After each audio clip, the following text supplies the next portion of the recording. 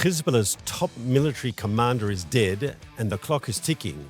As Israel braces for Hezbollah's revenge, the IDF launches emergency drills and prepares for every possibility.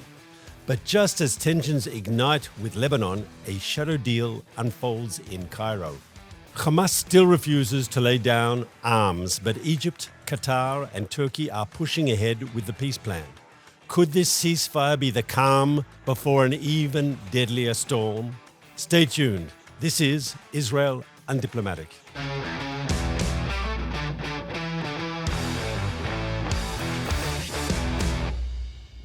Shalom. Welcome to another episode of Israel Undiplomatic. I'm Mark Regev here in Jerusalem, and I'm speaking to my co-host, Ruthie Bloom, who, as she was last week, is in New York City. Hi, Ruthie. How are you? Hello, Mark. I'm missing Israel, that's for sure. I know the same feeling when you're out of the country, especially when there's a lot going on, and we've got a lot to discuss this week. What would you like to start with, Ruthie? Well, let's talk about the Hezbollah commander, a military commander that Israel took out on Sunday. He was a very high up in Hezbollah. He had also trained through the ranks from a young man. He was 57 when he was killed, but he's been decades in Hezbollah. And he was instrumental in forming the Radwan force that are the really evil guys in Lebanon, in Hezbollah. He also trained Hezbollah forces in Syria. Anyway, so he's out. But because of that, the Israeli army had to really heighten alert in northern Israel and conducted a huge drill to make sure it was prepared for any scenario, and warned the troops in the north about being prepared for that, for perhaps a retaliatory attack. And I don't know about the residents of the north. I have a feeling they're a little nervous as well. So I'd say the following. First of all, let's be more precise about who we killed. His name was, and it's difficult to pronounce. I'm afraid my Arabic isn't as good as yours, Ruthie, but his name was Tabtabai, and he was the head of military operations in Hezbollah. Even in Hebrew, they called him like their army chief of staff when they talked about this guy being killed. And not only was he a vicious enemy of Israel, as you said, he was responsible for the creation of their shock troops, their strike force on the border, which on D-Day, in the Hezbollah perspective, would have stormed across the frontier into northern Israel and done an October 7th type massacre, right? And so this guy was a formidable and worthy person to be targeted by the IDF. I think it's also important to tell our viewers and listeners that there was a $5 million bounty on him from the US government, because not only was he involved in killing Israelis, he also had a few American lives on his belt, so to speak. And once again, I don't think the Israeli army will ask the Americans for the money, but there was a $5 million bounty on his head put out by the US government. Now, what does all this mean? Look, we're theoretically, for more than a year now, we've had a ceasefire in Lebanon. But the good thing about the ceasefire in Lebanon is in the understandings reached. If Hezbollah breaks the understandings, Israel can act and is free to act. And one of the understandings is Hezbollah is not allowed to rearm. Of course, it must also disarm, but it definitely can't rearm. And it can't, it can't sharpen its sword. And this man, as the head of the military wing of Hezbollah, as its senior military commander, he was very much ahead of the curve in trying to get Hezbollah to sharpen its sword, so to speak, to rebuild its military capability after Israel gave it such a beating last year. And so we were right, and I don't think anybody serious condemned us for taking him out. I know the Lebanese government did. We can speak more about that later. But he was a good target, and it just shows that though the ceasefire with Lebanon is shaky, Israel is insisting on the following overall policy, which is if Hezbollah is acting, even if they're not shooting at us, but if they're acting to rebuild their military machine, their terror machine, we're not going to allow quiet just to leave them alone. No. From our point of view, the mere act of Hezbollah trying to rearm is a provocation that will be answered. And that's a huge difference between the Israel of today and the Israel of before October 7th, 2023. That's absolutely right. And you know something, excuse me for using the vernacular, but Lebanon has a nerve. The Lebanese government, part of this deal, the main part of the deal, was that the Lebanese army would disarm Hezbollah. It has done nothing, as usual. Now, Israel, for the entire year since the ceasefire was signed, Hezbollah has been rebuilding, has been even building tunnels, has recruited terrorists, has Israel has seen terrorists moving, transferring weapons, etc., and also working to build up Hezbollah in Syria again. So now Israel, what it did, the whole idea was that the ceasefire that Israel was relevant to southern Lebanon along the Israeli border, but Israel posted 5 points higher in north of southern Lebanon to make sure it was at the ready for Hezbollah activities. And for the entire year, Hezbollah has violated that ceasefire. But the Lebanese government has a nerve in criticizing Israel for defending itself against Hezbollah actions. It's totally useless, that government. So the question is it useless? Or is it purposely looking the other way so as not to anger Hezbollah? Which, whatever the case is, Israel cannot allow it, as you pointed out. Hezbollah is perfectly ready and able to commit another October 7th massacre the way Hamas did. Interestingly, it didn't join on October 8th. It did join by firing missiles, but not by invading the northern border the way Hamas invaded the southern border. So, look, you talk about the government of Lebanon, and you say correctly that they're not fulfilling their responsibilities under the ceasefire, which is to disarm Hezbollah. Now, this new president of Lebanon, I think, would genuinely like to disarm Hezbollah. He's spoken, he's only been there for a short period of time. He wants to try to change the trajectory of Lebanon's development. He wants Lebanon to reestablish its sovereignty. He doesn't like the idea that this is Iranian-controlled militia inside his country, which is more powerful than any other military force in the country, including, unfortunately, the Lebanese army. And so he wants, actually, I think, to see Hezbollah disarmed. The problem is he's not sure he's strong enough, and he's not sure he has public support to do that. And in a funny way, of course, Israel took him out, took the Hezbollah commander out in Beirut because, he was a legitimate target and he was doing nasty things, and we had a right to take him out. But in attacking a target in Beirut, right in the Lebanese capital, to take out this Hezbollah leader, it's also a way of putting pressure on the Lebanese government. And the Lebanese government can say to the Lebanese people, listen, unless we disarm Hezbollah, there'll be more Israeli strikes like this, and before long, we could be back to full-scale war. In other words, I'm hopeful that not only did we take out a senior Hezbollah person who deserved to die, but at the same time, in parallel, these sort of strikes, especially because it was in the Lebanese capital, it wasn't in southern Lebanon, in some, remote village away from the capital. It was in the heart of the Lebanese capital. I think that's pressure that the Lebanese government wants on itself to give itself domestic legitimacy to take on Hezbollah and finally do what it promised to do in the ceasefire agreement. Well, I'll believe it when I see it. I mean, we have had this issue with subsequent Lebanese governments. First of all, Hezbollah was prominent in the Lebanese parliament. And for years, from the first Lebanon war and the second Lebanon war, Israel constantly says, we have no beef with the people of Lebanon. On the contrary, we would love Lebanon to resume being the Paris of the Middle East. I mean, Beirut was always called the Paris of the Middle East, And the trouble is that rather than helping Israel do that, the Lebanese government then criticize Israel for doing it. So as you know, you and I are often arguing about this because my point is, if they're afraid of their own people, then what chance is there for any kind of peaceful relations? Uh, until they're not afraid that their people will go against them for being against the terrorists, there's no hope for that.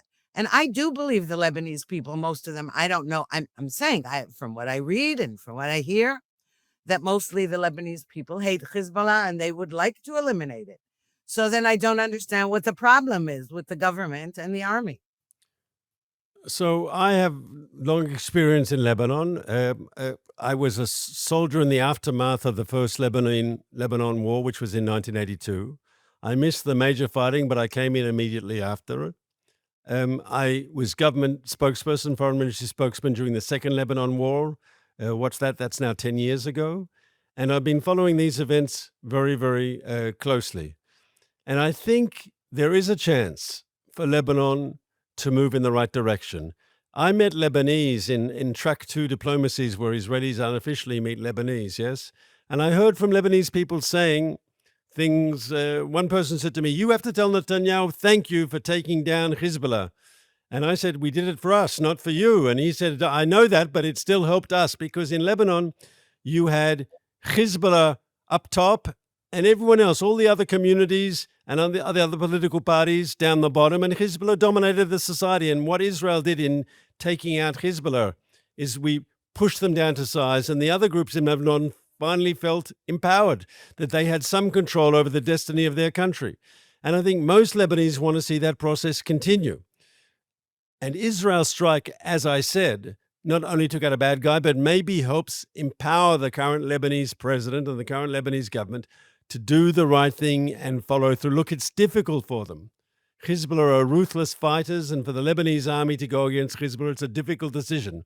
But by applying this sort of pressure, we're not only giving them legitimacy, we're saying unless you want another Lebanon war, right?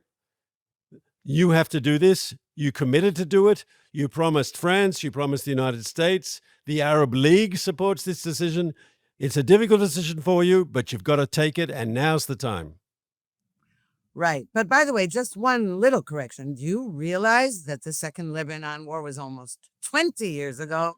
Not 10. Sorry, my mistake. And- My mistake. No, You are correct. And that's but it just shows Yeah. how long these things are dragging out. That's the point. And I remember visiting my son on a base when he was taking part in the second war in Lebanon, and he has since then been in Lebanon. He's been in Gaza several times. This is just to show how these terrorists never give up and they keep recruiting more. And the question is, did this war in Gaza, and by the way, the Seven Front War, because Israel was also dealing with the Houthis in Yemen and striking Iran's nuclear facilities, etc. But again, we're not done. And we're not done because the terrorists refuse to lay down their arms. And that brings us now Can I to just say Gaza one more thing as about well. Lebanon? Well, one more thing about Lebanon, with your permission. And you said it quite correctly. First of all, you corrected my mistake, which is always very important that you correct my mistakes. It was 2 decades ago, the Second Lebanon War. And what is interesting about that war finished with the UN Resolution 1701, which said Hezbollah had to be disarmed. And 2 decades later, right, we're still there waiting for Hezbollah to be disarmed. Now, through Israel's military strikes, much of Hezbollah's military machine was destroyed. So we helped. We could even tell our friends at the UN that we actually did something very practical to help implement a UN resolution, right? Though I'm not sure they'd smile particularly to hear that, but I'd smile in saying it. But the truth is, the international community has been calling for Hezbollah to be disarmed for 2 decades. It hasn't happened. Hopefully it'll happen now. It'll only happen if we all keep the pressure up. Look, you mentioned the UN, and this is also going to be relevant to Gaza. Resolution 1701 that ended the Second Lebanon War. The joke is that the troops stationed in southern Lebanon, meant to monitor the ceasefire, were UNIFIL forces. And basically, they just sat there when they didn't abscond. they just watched Hezbollah rearming, marching along back and forth, back and forth. That's how useless the UNIFIL troops were, and how they've always been. Now, that's why I want to talk about Gaza, because we're now talking about, again, the terrorists. No matter what happened, we supposedly have a ceasefire in Gaza, but the terrorists keep coming out of their little holes and firing on Israeli troops. They still haven't, though another body of a hostage was returned to Israel yesterday. There are 2 more dead bodies left in Gaza, and they were, by the way, also all supposed to have been returned last month, when all the live hostages were returned. But okay, the issue is that the United States is trying to find a post-war force that will monitor, that will be, for post-war Gaza. Now, the Arab countries don't want to do it because they don't want to be confronting Hezbollah. In the end, Israel will have to do that. No international force wants to do it. There's talk of having the Palestinian Authority take a role in post-war Gaza. And you know what I think about that's a disaster. But aside from everything else, there was a meeting held, well, reportedly anyway, in the Arab press, a meeting held in Cairo between, or is still going on maybe, the so-called mediators of this conflict, Egypt, Qatar, and Turkey. Qatar and Turkey being terrible enemies of Israel's, being supporters of terrorism and Hamas specifically. And Egypt being, well, let's put it this way, either turning a blind eye to Hamas or not being helpful, let's put it that way, in their so-called negotiations. And that's what's going on. They're talking about post-war Gaza when Hamas says, no, we're not going to disarm. And the second phase of Trump's 20-point plan only is supposed to begin when Hamas, when all the hostages were returned. And the second phase involves Hamas disarming, which A, it refuses to do, and B, that's why it's taking so long to return the remains of the last dead hostages. So you raise a number of important issues, Ruthie. Number one, when you talked about UNIFIL not doing anything to prevent Hamas from building up from preventing Hezbollah from building up in South Lebanon a formidable military machine, yes? So that has to be a lesson, as you say correctly, for what happens in Gaza. And there's all this talk about some sort of international force in Gaza. And the truth is, in the Israeli way of looking at it, and I think you said it, and I'll say it in my words, I don't think there's a difference of it, that the only force that will demilitarize Gaza, the only force that will take the guns away from Hamas, is not a UN-sponsored force. It's Israel. That's our job. And as Prime Minister Netanyahu has said on more than one occasion, either they'll keep their commitments under the agreement and disarm voluntarily, or we will disarm them. But either way, they will be disarmed. The idea that a UN force would go in there and force them to disarm, no. What a UN force can do is, after the work's being done, they could theoretically police a territory. But even then, I think it would have to be, to use what we spoke about 5 minutes ago, like in Lebanon. If Israel saw something going on, I don't think we'd expect the UN to go and take on Hamas. Israel would do a targeted strike and deal with the Hamas threat and not allow it to grow, not allow it to sperm and do other things. And I think that has to be, the Lebanon model has to be the model for Gaza. One thing you say about the UN and Gaza and everything that's going on there, it's clear to me that we only go to stage 2 when we finish stage 1. It's clear to me that stage 1 is, first of all, release of all the hostages, including the deceased, and there's still another 2, so that has to be done. If we go to stage 2, the most important thing is the disarmament issue. And here, with your permission, I want to spend a minute on that.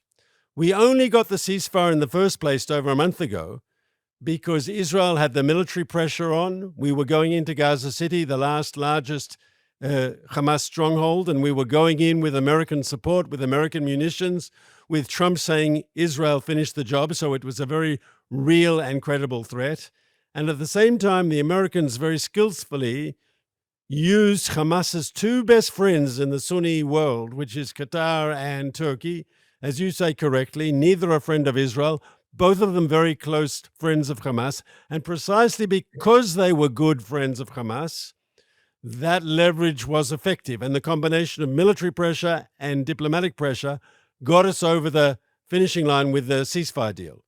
I would argue if this is going to work, in other words, if there's going to be a diplomatic solution, in other words, if this deal is going to work, it's only because that pressure is maintained and even etched up a bit. In other words, it's crucial that Israel have a serious military threat that is credible, that they understand that if they don't do what they have to do, Israel goes in and finishes the job. That's an important message, and we might even have to show them that we're serious. And at the same time, Qatar and Turkey have to continue the pressure on Hamas, because if that pressure sort of eases up, we'll see Hamas play games. They're not going to give up any of their weapons unless they feel they have to. They have to feel that they have no alternative. No, absolutely. The trouble is that they continue to criticize Israel. That you say they're putting pressure on Hamas, and yes, but they're doing that whole both sides thing, violations on both sides. No, they're not violations on both sides. There are violations only on the other side.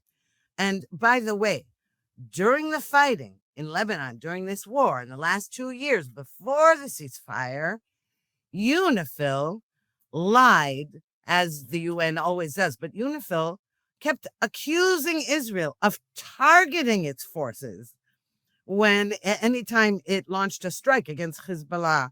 Now, part of the time, UNIFIL was placing itself right next to Hezbollah points of operation, and then claiming that Israel was targeting UNIFIL, which was a big fat lie, just as all of these lies about how Israel targeted civilians and Israel was starving Gazans. It was all a lie. But this is what I'm saying, that UNIFIL was participating in the lies about Israel. And Qatar and Turkey certainly are. But even Egypt is playing that both sides of the fence game. And so when you say, yes, you're absolutely right, that because of their connection to Hamas, they were able to apply pressure. But, the truth is that if they had really done it, this would have been taken care of right after the war started. All right. It's a lie. All right. They're not really taking care of it. They were actually helping Hamas while pretending, for Washington's sake, that they were the key mediators in helping release the hostages. That's the point. They are liars, and that's why we can't trust them. And yes, I agree with you. Israel has to be the one to take care of its own interests, militarily for sure. But all I'm asking is that the other countries leave us alone and let us do the job instead of attacking us for it. First, they accuse us of wanting other boots on the ground for us, which is a lie.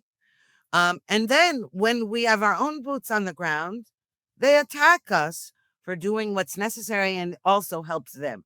So that's what is a problem here. And that is why I'm very skeptical about the next steps in Gaza and in Lebanon. So I want to say something. I disagree with one of the things you said. You said that UNIFIL put its forces right next to Hezbollah positions in South Lebanon.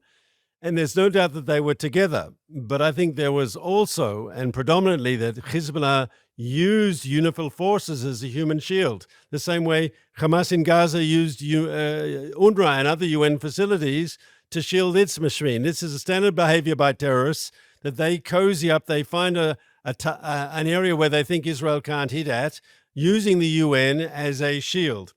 The other thing that you said that I don't agree with the facts, but I disagree with the facts, but I disagree with your interpretation. You said that Qatar and Turkey, they say both sides are responsible and both sides have made violations. And what they say publicly, okay, I'm not saying it's not important, But what is more important in my perspective, of course, I said at the beginning that Qatar and Turkey are no friends of Israel. They're friends of Hamas. So what they say public, okay, of course they're going to criticize Israel. The real question is, what are they saying behind closed doors? Are they telling Hamas, you promised to demilitarize, you have to fulfill that commitment? Because if that message is unequivocal when the doors are closed and they're inside the room, it really doesn't matter what they say publicly. Well, that's true, but I just don't believe that that's what they're saying privately. And the reason I don't is that there were many more methods of applying pressure, such as Qatar kicking out Hamas from Doha, which it didn't do. So, the proof is in the pudding, so to speak. But, you just said that that Hamas was using UNRWA as a human shield the way that Hezbollah was using UNIFIL. But may I just add that UNRWA is Hamas. All UNRWA employees were pro-Hamas or members of Hamas. I wouldn't say that it needed to use them as human shields. They were complicit in this entire war. And maybe, with UNIFIL, I can't say the same because there's not as much proof. But there certainly was proof about UNRWA. UNRWA employees participated in the October 7th massacre. UNRWA employees also held hostages in their homes. They were perfectly well aware that under their schools and hospitals were missile factories and storage facilities. They knew it and they were participants in it.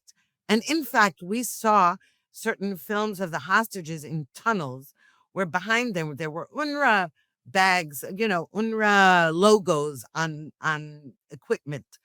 So they were complicit. They weren't used as human shields. Who were used as human shields were the women and children and the babies that the whole world was screaming about Israel targeting, which again was a big lie, a blood libel as usual. So anyway, I'm just very skeptical about the next steps because now we're down to the wire where, all right, what happens when the last two hostages' bodies are returned, if they are? I mean, that's part of the deal. And then what? And I really don't see how we're, at the moment, it's almost like a war of attrition, a mini war of attrition, where terrorists are popping out of tunnels and then we're having to kill them because they're targeting troops. Now, I don't know how long the White House is going to accept that. I don't know how long the other partners are going to accept that. And in Lebanon, it's very likely we're going to have another round of fighting because though, yes, we took out Hezbollah's main military commander, and that's wonderful. But, you and I both saw we took out the Hezbollah's top brass. We also wounded in the beeper operation. We severely wounded many, many Hezbollah operatives. But this is like a game of whack-a-mole for all of those killed and all of the top commanders killed and terrorists taken out. There's always more. There are always more being recruited. And it's impossible not to be constantly militarily ready for it, for Israel. I agree with that entirely. We have to be ready. And just as we've used force in Lebanon now when Hezbollah breaks, its commitments, I think we have to be ready to do the same in Gaza, not only to protect our forces, but to ultimately lead to the disarmament of Hezbollah. And I think I said before, only the military pressure, only Israel's willingness to use military force is the only way to get a diplomatic solution. Otherwise, why would they agree? It's clear terrorist groups don't suddenly become Boy Scouts and decide they're going to be good people and abide by, international consensus. It's not going to happen. They'll only do it if they're compelled to do it. On your issue, briefly, I don't want to go back too much, but on UNIFIL, not on UNIFIL, on UNRWA, you're 100% correct. And there is a difference there. You're right. UNRWA as an organization, totally involved in the Hamas military machine. Yes, they're not innocent bystanders as an organization. Maybe, as you say correctly, in their schools and so forth, there were innocent people. But Hamas had overtaken the UNRWA organization. It was like a hostile takeover. The leadership of UNRWA, the unions that run UNRWA, it's all hand in hand with Hamas, and that's clear. And the UN would have you believe it's just a few bad apples, yes? Not true. The whole organization from top down, unfortunately, is today a Hamas subsidiary. But let's move on now. We wanted to do something new this week that we haven't done before, and Ruthie explained that exactly. Well, what we're going to do, we've decided to add another feature if viewers and listeners are interested in it. That we are going to read a question submitted by one of the members of our YouTube channel. And it's relevant to our last week's program. And I'll just read it quickly. Let me just call it up on my screen. The question today is, what do you think Saudi Arabia really wants right now? Why is the kingdom investing so much money in the United States? What is it trying to gain? So, I will just start by saying that there have been reports in the international media that after President Trump's meeting with Crown Prince MBS, Mohammed bin Salman, in the White House, that was it appeared to be very chummy, and isn't it wonderful? And they made some kind of, he said, Saudi Arabia is going to invest $1 trillion or something. That apparently behind the scenes, Trump got irritated with MBS because he said, I can't join the Abraham Accords at the moment, and I can't have normalization at the moment because my people are so anti-Israel because of the war in Gaza. Yeah, I saw that. I saw that report too, and I want to say the following, okay? America and Saudi Arabia have a good relationship. Saudi Arabia wants American military backing. They want a defense arrangement with the United States. They want access to top-tier U.S. equipment. They know that their relationship with America is crucial for their security, and they don't see Israel necessarily as someone who's going to attack them.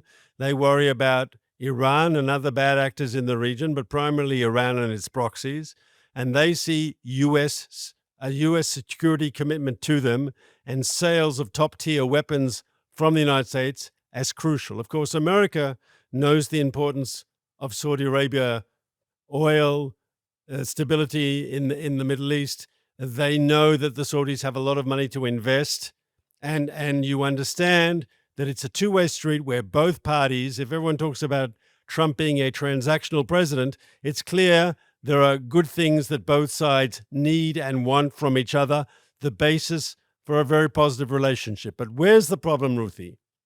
And this is not clear to me, is that if Saudi Arabia can get its F-35 stealth planes, yes, and its nuclear cooperation, and its 300 Abraham tanks, and its defense commitment from the US, if it can get all that without normalizing ties with Israel, I think we can kiss normalization goodbye for the time being. Saudi Arabia will only normalize ties with Israel if all those goodies that the Saudis want from the Americans are conditioned on that normalization.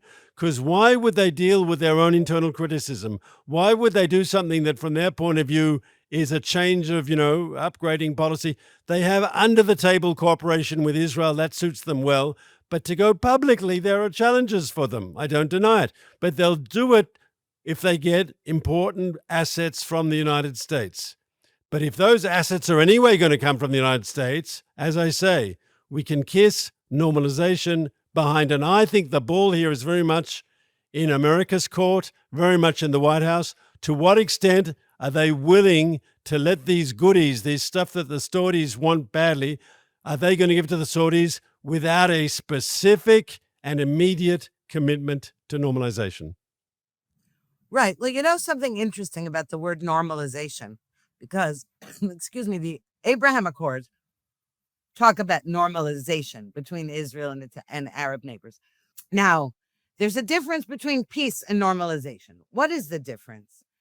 Israel has had for decades an actual peace treaty with Egypt. Let's give that as an example. No normalization. After the peace treaty was signed with Egypt all those decades ago, Israelis were so thrilled. Great, let's go to Egypt. We'll watch belly dancers. We'll go to the pyramids.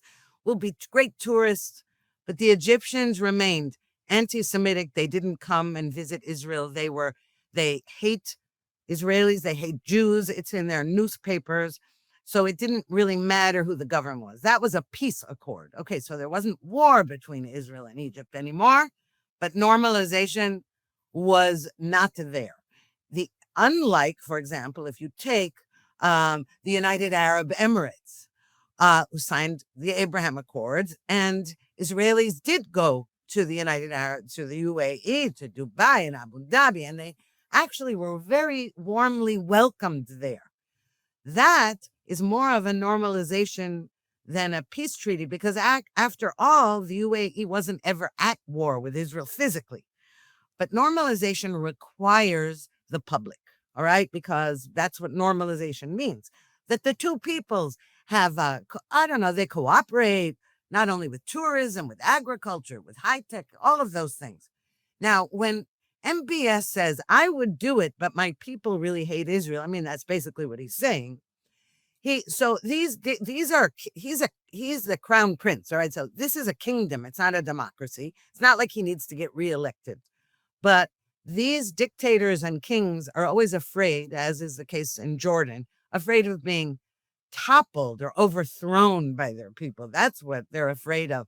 But if he says that, and I believe him, I have no reason to doubt that he says, look, I'd do it, but my people don't want it. What chances are for normalization, even if they sign some kind of deal? Because again, Saudi Arabia was never physically at war with Israel the way other Arab neighbors were. So there's only normalization with the Abraham Accords. And if that doesn't exist, I don't see how he's going to sign them. So I'd say the following, Ruthie. Number one, there's the Egyptian example, which is not a good one. But then you've got the Emirati example. In the Gulf, the United Arab Emirates made a treaty with Israel, normalized ties, and there's a lot of content there, right? And I would hope that if we move forward with Saudi Arabia, it would be along the lines that we have with the Emirates. I'd remind you that during this war that we've just been through, Lufthansa wasn't flying to Israel, British Airways were not flying to Israel, Air France was not flying to Israel, but those flights from Tel Aviv to Abu Dhabi and Tel Aviv to Dubai, they were going every day. And the relationship is strong. And if you ask me if MBS thinks he might have a problem with his people, if he can tell his people through normalization, we get top tier US equipment. Through normalization, we get a serious defense pact with a US commitment to protect us. In other words, if he can tell his people normalization brings goodies for our kingdom, things that we always wanted, then I think he can sell it to his people. Well, I don't know about that, because here's the thing. You meant what happened with the Emirates is that the people were very open to this. Correct. The people were open to it. The people warmly welcomed Israelis. They opened kosher restaurants and things like that. All right. The people. If MBS says the trouble is my people, it basically says they hate Israel, and so they're not. I'm not saying that in the future at some point this won't change. But maybe it's just an excuse. No, but maybe it's just I was trying to give him the benefit of the doubt, but which I don't usually do because I'm very suspicious of MBS. But that's another topic. Here's the thing. He also said, without a two-state solution, I can't do it and all that. Again, that whole business of a Palestinian state, anybody who conditions anything on that, it's already a losing proposition. There cannot be a Palestinian state. There cannot be one. I mean, maybe long after you and I are dead, when the Palestinians, I say so-called, because they weren't really a people. They became an ideological and political and religious entity in a certain geographical location. But if you want to say the Arabs of Ramallah and Gaza, they have not given up their desire, their goal to annihilate the Jewish state and Jews. So, and also they just educate their own people to mass murder and all that stuff and to welcome martyrdom. So they cannot have a state. So Ruthie, any leader who says that it's dependent on that means it ain't happening. Ruthie, I'm not sure he says that exactly. I think he needs to tick the box on the Palestinian issue. I don't think anyone's talking about making a Palestinian state anytime soon. They want some amorphous language about a pathway with reforms and conditions. And the prime minister has made his position clear that there's not going to be a Palestinian state in your or my lifetime. And so I think I'm not sure that is a crucial issue. But we're coming to the end of our time. And you wanted to say something to the person who asked the letter, who asked us the Yes. question. No. To everybody, what I'd like to say is that if anybody else would like a question featured or to support the work we're doing at JNS, you can join as a channel member through the link in the video description below. I'll see you next week, Ruthie. Looking forward to it, Mark.